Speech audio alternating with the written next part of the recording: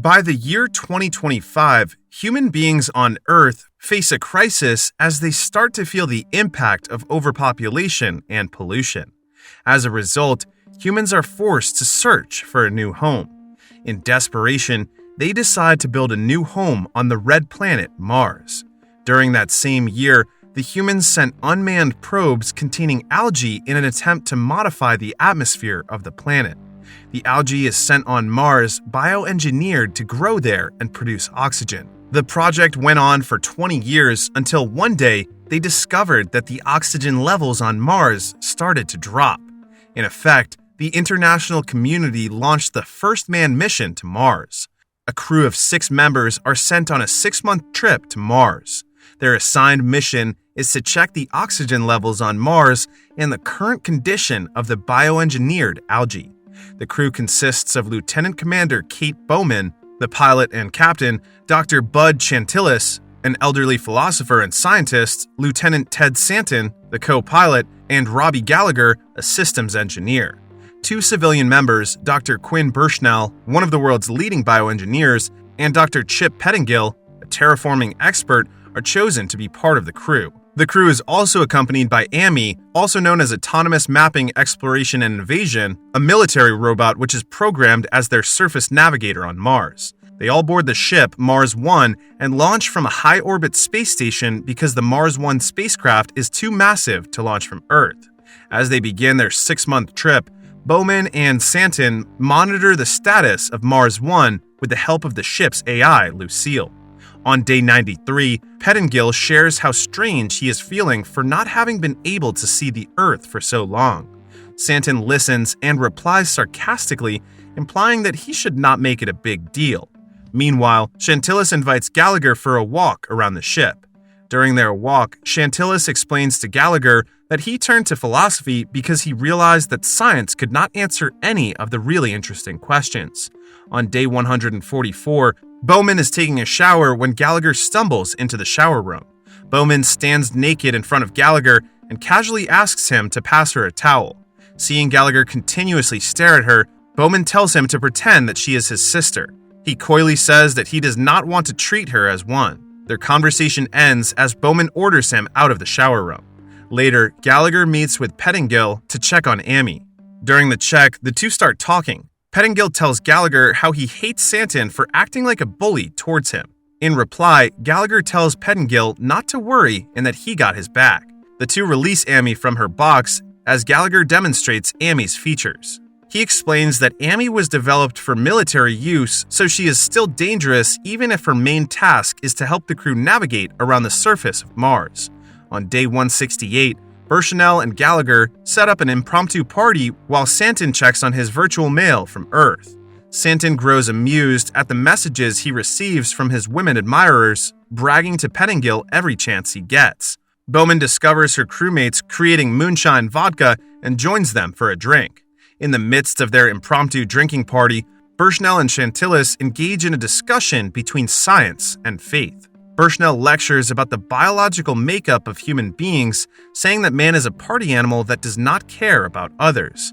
Chantillis points out that despite Bushnell's immense knowledge in biology, there are forces at work larger than science. For instance, everyone, including Bushnell, would not be joining the mission if they did not have faith. The crew later talks about Mars as Bushnell jokingly urges everyone that they claim the planet for themselves when they arrive. He volunteers to be the king and tells Bowman that she can be his queen so they can propagate. The crew turns silent at Bushnell's awkward joke while Bowman looks at Bushnell questioningly, then walks out of the room. On day 182 of their trip, Houston, the mission control official that is based on Earth, welcomes the crew as they successfully arrive at the orbit of Mars. Gallagher looks at the surface of Mars from the window, admitting that he prefers just one moon.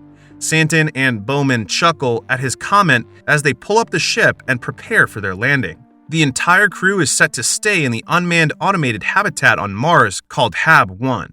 Amidst the uncertainty, they are fully expecting to find the air, water, and food brought there able to consume their supplies throughout the duration of their mission. Just then, the ship is hit by a storm of gamma rays which have been lingering around Mars's orbit. Bowman commands the crew to seek shelter in the ship's safe area as she and Santin shut down all of their systems. After the gamma-ray storm, the crew finds much of their equipment to be disabled. Bowman is left with no choice but to launch their lander on Mars sooner than they had planned. Santin, Gallagher, Shantillis, Bushnell, and Pettengill put on their spacesuits and board the lander while their commander, Bowman, powers up their ship. To Bowman's dismay, the lander is unable to launch due to the lack of automated power from the system. In turn, Bowman decides to stay on Mars 1 and manually launch the lander. She designates Santin to lead the landing crew while on Mars and pilot their lander. As the landing crew departs, Bowman prepares for the complete shutdown of the ship. In an instant, the artificial gravity declines and a fire breaks out, leaving her floating along with the rest of their equipment. Bowman struggles but later succeeds in manually extinguishing the fire. She puts her spacesuit on in case of hypoxia and opens the air duct to let out the oxygen, putting out the fire. Meanwhile, Santin also learns that a few parts of lander were damaged by the previous gamma-ray storm. The lander malfunctions in an instant, and Santin is unable to access the spacecraft's autopilot. He is then forced to manually pilot the lander towards the designated landing zone. The crew enters Mars rapidly, and they fail to reach the landing zone. As their lander reaches rough terrain, Santin decides to release Amy to prevent her from being destroyed. He launches the airbags while their lander crashes through the rough terrain. Unfortunately, the airbag protecting Shantillis fails to withstand the impact as the lander bounces off a cliff. After the lander finally settles on the ground, one by one, the landing crew comes out of the lander. They need to immediately set out to locate their habitat. However, Shantillis suffers spleen damage and internal bleeding due to the crash, and he leans on one of the rocks. He insists on staying behind, saying that he is heavily injured and that he will just slow everyone down.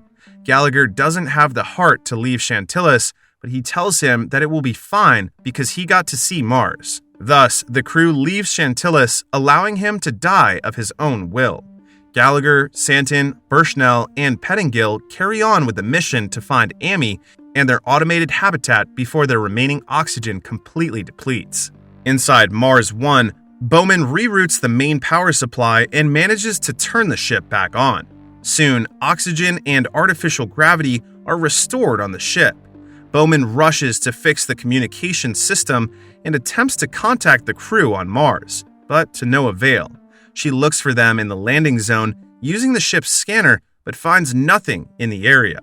Later, Bowman scans through the rough terrain and discovers Shantillis' body beside the crashed lander. She orders Lucille to quickly locate their automated habitat, hoping to find the rest of the crew. To her dismay, she learns that the HAB-1 has been completely destroyed, having no air or food supply for the crew. Bowman then reaches out to Mission Control in Houston, updating Houston on the recent events of the mission, informing them about the ship's condition and the destroyed HAB-1 on Mars. After some time, Houston replies that they can assist her in restoring the ship's engine function. On the other hand, they presume that the crew on Mars are all dead, ordering Bowman to prepare for her return to Earth.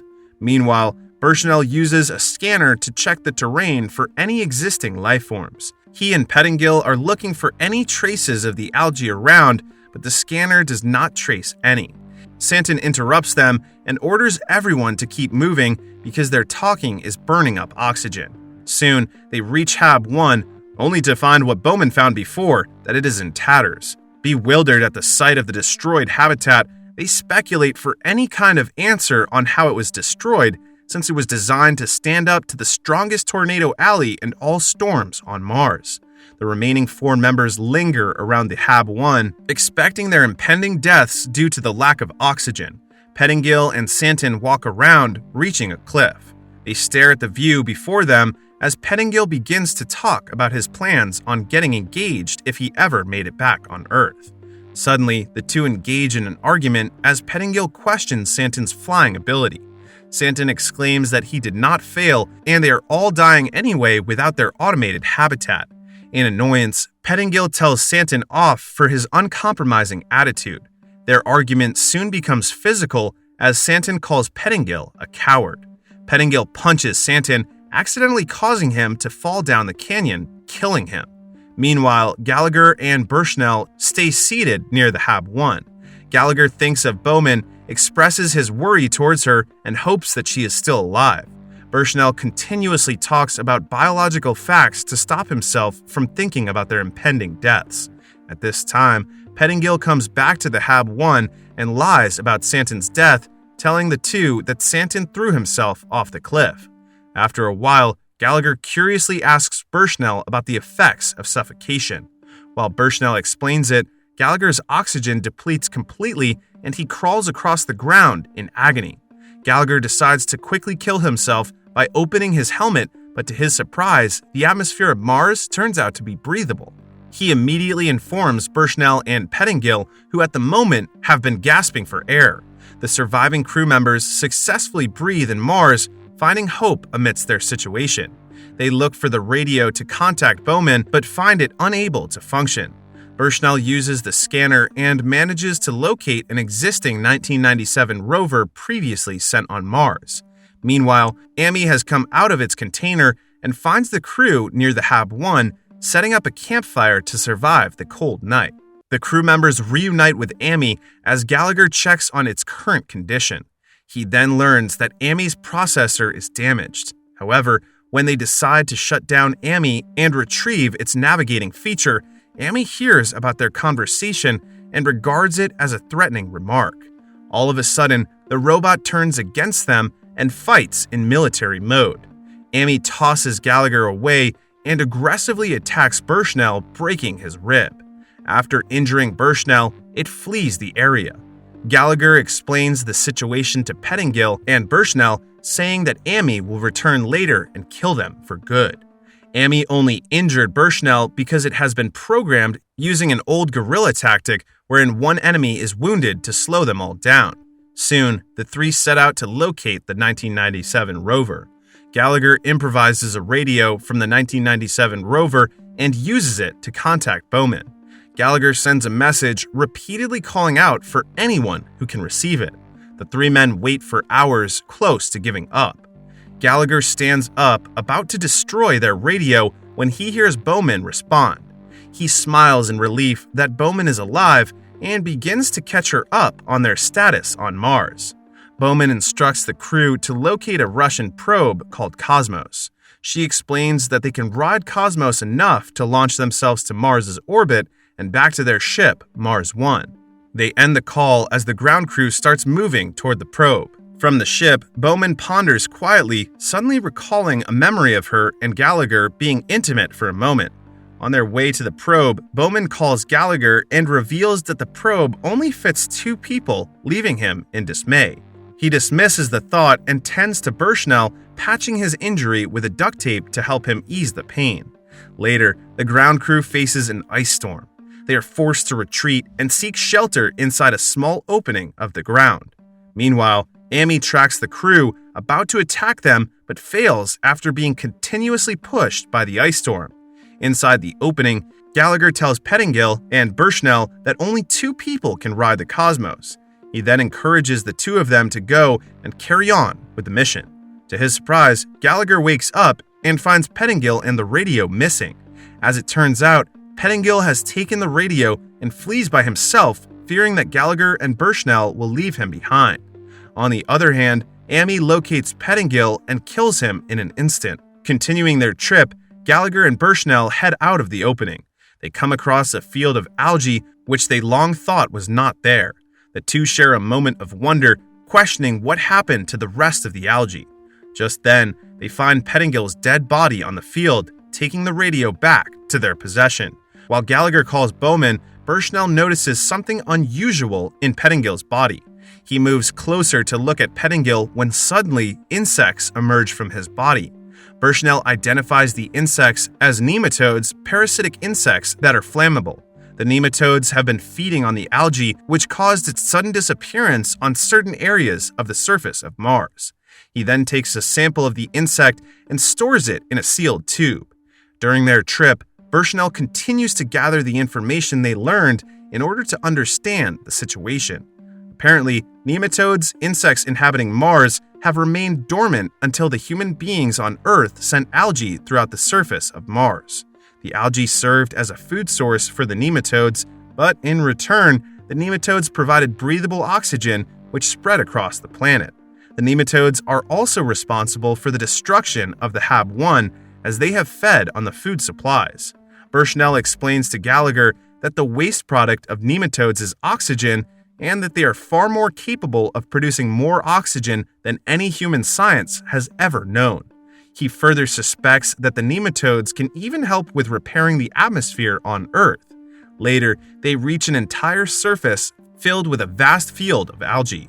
The two stare in awe, realizing that the terraforming of Mars using bioengineered algae can be possible with the help of further studies on the nematodes. Just then, Bushnell's rib wound opens up. His blood attracts a swarm of nematodes, and he is immediately attacked. Bushnell falls to the ground as the nematodes begin to feed on his body. Gallagher rushes to help him, but Bushnell warns him to stay away. Bushnell gives Gallagher his remaining air, along with the sealed sample of nematodes, counting on him to accomplish the mission. To kill off the remaining nematodes, Bushnell burns himself along with the insects using his small torch. From the ship, Bowman witnesses the fire break out. She immediately contacts Gallagher, who is still in shock after watching Bushnell's sacrifice. His morale begins to crumble at the realization that the rest of the ground crew are all dead. Bowman manages to convince Gallagher to finish their mission, and gradually he starts walking again. After much struggle, Gallagher finds the Russian probe Cosmos. Bowman gives him instructions in setting up the probe for launching. However, the probe does not have enough power to launch because of its dead battery. Discouraged, Gallagher sits down and accepts that he will die on Mars. The two become silent before Gallagher reports all of the crew's findings to her and expresses how much he hates Mars. As he bids goodbye to Bowman, he ultimately confesses his feelings for her. Inside the Mars One, Bowman breaks down in tears as soon as their communication gets cut off. Later, Gallagher stares blankly on the horizon and waits for his death until he spots Amy approaching him. All of a sudden, Gallagher realizes that he can still launch the probe using Amy's power source. Meanwhile, Amy shows up right in front of him and goes into combat mode. However, Gallagher successfully traps the robot and sets it on fire before Amy could puncture his chest. He takes Amy's power source just in time before it self-destructs. Despite the low supply of oxygen, Gallagher pushes himself to launch the probe toward the orbit of Mars. He catches a glimpse of Mars One before he loses consciousness. Right then, Bowman finds an object approaching Mars's orbit. Realizing that it is Gallagher inside the Cosmos, she redirects the ship and navigates closer to the Russian probe. Bowman puts on a suit and successfully recovers the probe along with Gallagher. Inside the ship, Gallagher is suffering a cardiac arrest. Bowman frees Gallagher from his spacesuit and resuscitates his chest until he is revived. As Gallagher slowly wakes up, the two joyfully reunite. Thus, Gallagher and Bowman head back to their home planet, Earth. While Gallagher takes time to recover, Bowman begins to research the nematodes and the biochemistry of the insects that inhabit on Mars. Despite having the mission accomplished, Gallagher is saddened at how things turned out on Mars as he grieves the death of their 4 crewmates. Bowman believes that Shantillis, Santon, Pettingill, and Bushnell did not die in vain because their sacrifices will be remembered, saying that everyone on Earth is calling him a hero. Gallagher admits that talking with Shantillis allowed him to have faith, which he thinks has helped him in accomplishing the mission. He shows Bowman a small rock that he managed to pick up on Mars, intending to give it to Shantillis' granddaughter. As Bowman approaches him, he seizes the chance to continue where they previously left off and finally kiss. Throughout the end, Bowman begins to narrate her realizations during the entire mission. She acknowledges the possibility that in their mission, something else might be at work aside from the science, just like what Shantillis believed in. Mars One travels for another 6 months before they arrive back on Earth. She takes the time to continue studying and analyzing the nematodes, as well as developing a romantic relationship with Gallagher.